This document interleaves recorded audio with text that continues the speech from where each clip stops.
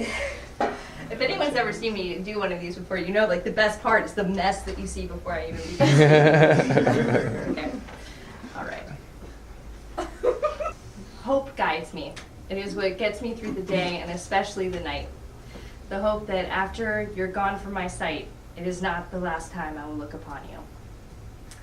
This is a line from one of my favorite movies, a classic, one of the best Heath Ledger moments, A Knight's Tale. You gotta go see it. It's like been out for 10 years, I don't know. I'm old now. Anyway, after election night, I thought a lot about this quote, about hope. Or really, I've just been having this existential crisis, and I keep telling myself I hate everything. Absolutely nothing matters. Is there hope for women, for people of color, for the indigenous people who have just watched in horror as we've destroyed this country? In the immortal words of Justin Bieber, is it too late now to say I'm sorry? I don't know. Okay, for the majority of my life, I've struggled with depression. I've come far too close to ending my life. I've dreamt about the ways I would do it and prayed for the courage to follow through. And in my early 20s, the symptoms of my depression were as follows. Sleep a lot, binge eat, take a few laxatives, eat more, maybe throw up, rewatch an entire television series, take a muscle relaxer, maybe mix it with a Vicodin, and just lay on the floor and stare and stay isolated so that I could repeat these various forms of self-harm. And I used to have this bottle, this prescription pill bottle, like one of the big thick ones, and it was filled with a mixture of medications that I had accrued over the last few years from various physical ailments, mostly like painkillers and sleeping pills. And during this time, I would go to the bottle every day, and it was on this shelf in the corner of my room, and I would pick it up and I would think, maybe today's the day. I called it my emergency plan. When I dissect my dissatisfaction with life, it usually boils down to attention.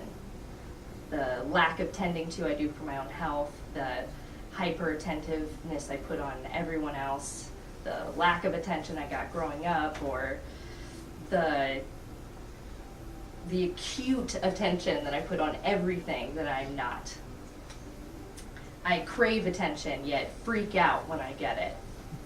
Stop looking at me.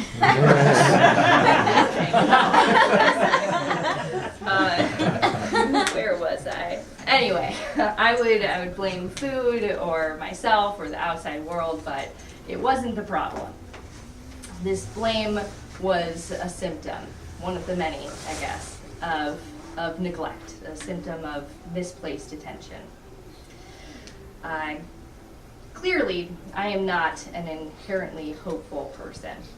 I mean, I only just got rid of my emergency plan, and like a year ago, and it was mostly because everything in it had expired. But when I began choosing to redirect my attention, I don't know what happened. When I began choosing to redirect my attention, self-harm became less and less satisfying. And the less satisfying it is, the less I do it. And the less I do it, the more I see myself again. So I turn my focus to simple moments of joy. And I discover that even though I was out of sight for a long time, it wasn't the last of me. And maybe I'm far more hopeful than I thought. So we've arrived at a truly terrifying moment. We can all agree on that. But it is not the last time we will see joy. The moments that we cherish, the laughter we share with one another, it's not gone from us. We are not living in the dark ages. We aren't being picked off by some mysterious incurable disease. We aren't being banned from reading our poetry and our literature or playing our instruments. We're not being stopped from organizing.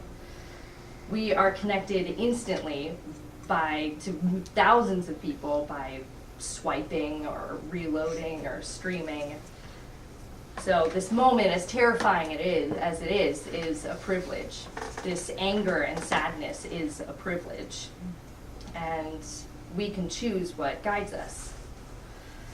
Now is the time to be a historian, to look back beyond the last 100 years and see that this is just what happens. We arrive at moments of mass destruction, but we are also more privileged than ever. And maybe we can use our anger and our joy and our connectivity to choose more wisely what will be destroyed. Maybe it won't be human life, but human ignorance. I'm going to end this with another quote from Ender's Game. I'm a geek, get over it. In the moment when I truly understand my enemy, understand him well enough to defeat him, then in that very moment I also love him. I think it's impossible to really understand somebody, what they want, what they believe, and not love them the way they love themselves. And then in that very moment, when I love them, I destroy them. We now know that half of this country is dissatisfied, that they want something better for themselves, and they believe that Donald Trump will give that to them. And maybe if we listen to that, try to understand that, we can destroy their hatred, extinguish the blame, and actually treat the symptoms. Maybe today is the day. I once thought that life was not worth living, and I still have days and weeks where I feel like nothing matters, that I should isolate myself and disconnect.